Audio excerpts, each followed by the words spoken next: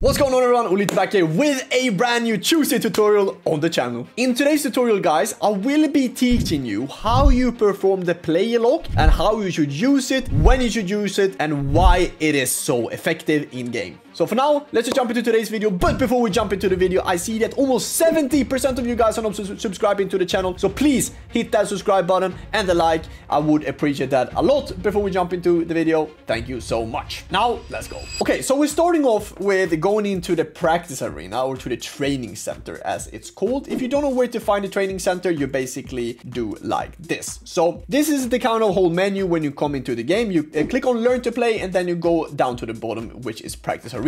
I press that. And why do we want to start in the practice arena? Because the practice arena is a great way to basically practice, as it sounds. So I'm going to drag out two players. In this case, it's going to be Vinicius and Kylian Mbappé, and I'm going to do the play lock. You perform the play lock by pressing down both your, I call them bumpers or triggers. You basically need to press down L3 and R3 at the same time. So if I press like this, I press them both down at the same time, boom, you will see this kind of square lining up over your player. So the thing you do then, you press these two buttons, boom, like this. Then you need to flick the stick towards the player that you want to be able to play lock basically. And depends on what you will do. You can do a X pause with him, that would just find his feet, or you do a play lock with a through ball, for example, that would be in front of him, or you can even do actually a cross if you want to. Then you need to press square, obviously.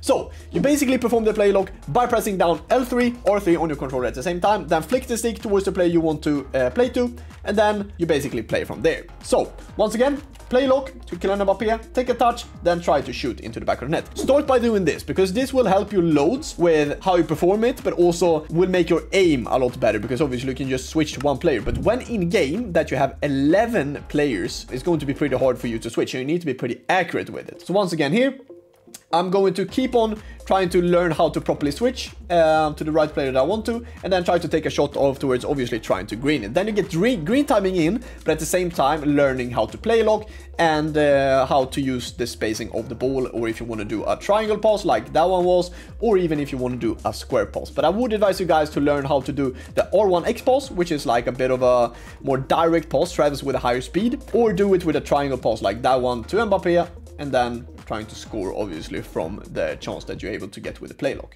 But just experiment a bit with it. You will definitely get better by doing this, and you will get more comfortable, because I can tell you, if you find this easy, it will get harder once you come in game. So we will start off by playing against a pro player from Alkmaar in this case, and this is also pro gameplay, so this is not going to be in for champions, but this is obviously how us pros use the play lock to the advantage. Why is play lock first of all so goddamn good? Basically because it's a very assisted pass. The accuracy of the play lock is usually better than just performing a normal X pass. So as you see here, I find my Maradona in space. Here again then, you see that the kind of square is coming up above Maradona's head, which means that I pressed L3 or 3 down, as you see at the top right with my controller as well. I'm flicking the right stick towards Henry, which you see now because the square is above him. And here again, I can also fake by running in behind, which means that he probably needs to track Henry, then I can take space with Maradona. The case that happens here though, is that I'm just doing a play lock, just easy pass to Henry, because then obviously he needs to switch and he needs to keep on thinking. The play lock is a very, very good tool to use when you're trying to buy space for yourself. So once again here, he steps with his center back, I find Maradona, later on I find Leao.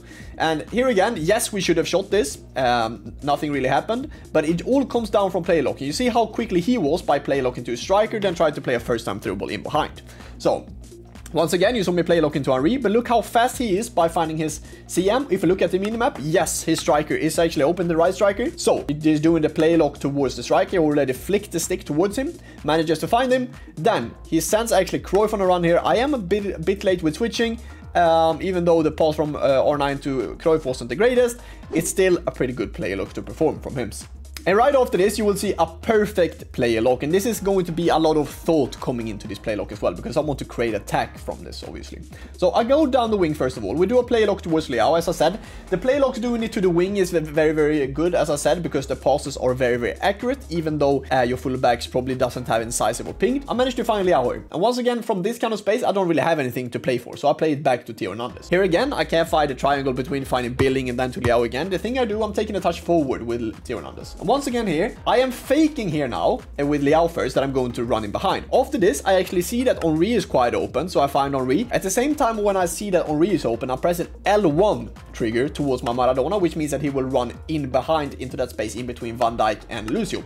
So I'm finding this kind of perfect space where I break the line in between his Xavi and his Thuram, I believe that is, as a right back. Finding Henry, first time through ball into Maradona, manages to get a really good opportunity from this. He moves the keeper a bit and we find that kind of near post. So once again, if we take a look back at it, here again, you see he's on his Thuram, and this is also because he sees that that playlock is about to come to Liao. But I have other plans up here, as I said. I see, okay, I probably can't find this pass with Hernandez, but Henry is wide open. So I managed to find Henry, break the line, send Maradona with a first time through ball. As I said here though, he shouldn't have moved the keeper here. I didn't really have an angle. When you start to move the keepers are very poor at coming back to the same position, which you see here. So a pretty easy goal from Maradona, and we score against a really good pro player to make it 4-1 in this game. I wanted to highlight this attack as well from this player. He manages to find first of all Cruyff with a playlock from Liao, and after this he does a playlock here. You see then that he's doing obviously the playlock towards R9 as afflicted to. This just baits me because I'm the black kit and he is the red kit. This baits me into thinking, okay, he might want to find R9 with a playlock, which means that with the CDMs I need to cover off that kind of lane to R9. Once again, he did it very fast, so I didn't really react to it. So he didn't really bait me in terms of like pulling my players out of position, trying to put pressure on Xavi here.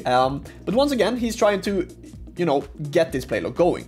Once again then, he's doing a playlock here with Xavi. I am a bit late with switching. As you see, this kind of pass breaking the line in between Billing and Marquisio is open to his R9. And this is why the playlock is so goddamn good, because you can experiment a lot with it. You can be very creative with it. And that's why the playlock, as I said, is so good in this year's game.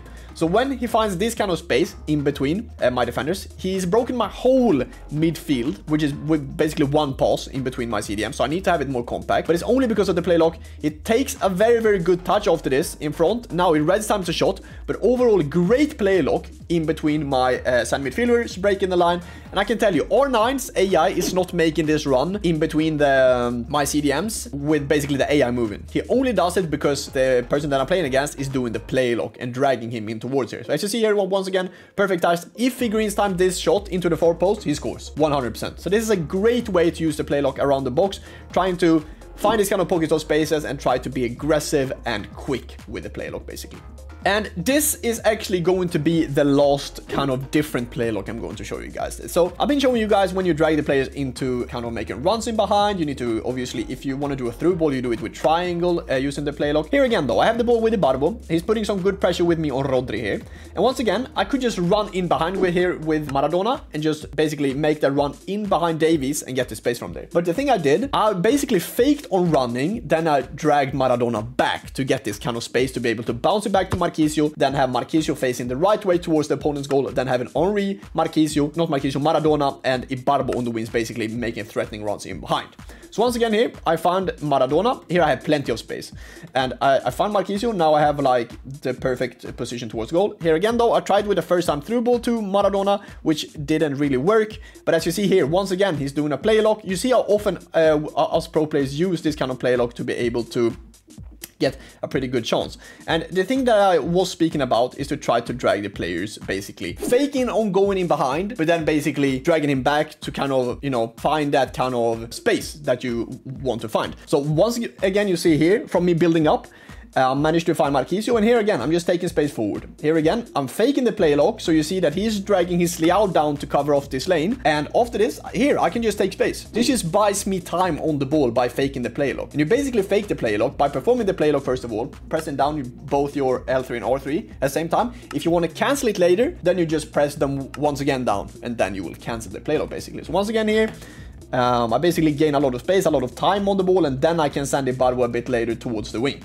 which is basically why we do it. But as you see here, once again, common a play lock, you know, trying to be aggressive with it. As you see here, the passes are so accurate. This is basically why we use this kind of tool as much as we can in game. Yes guys, thank you so much for watching today. Comment down below whatever kind of tutorial you guys want to see next Tutorial Tuesday.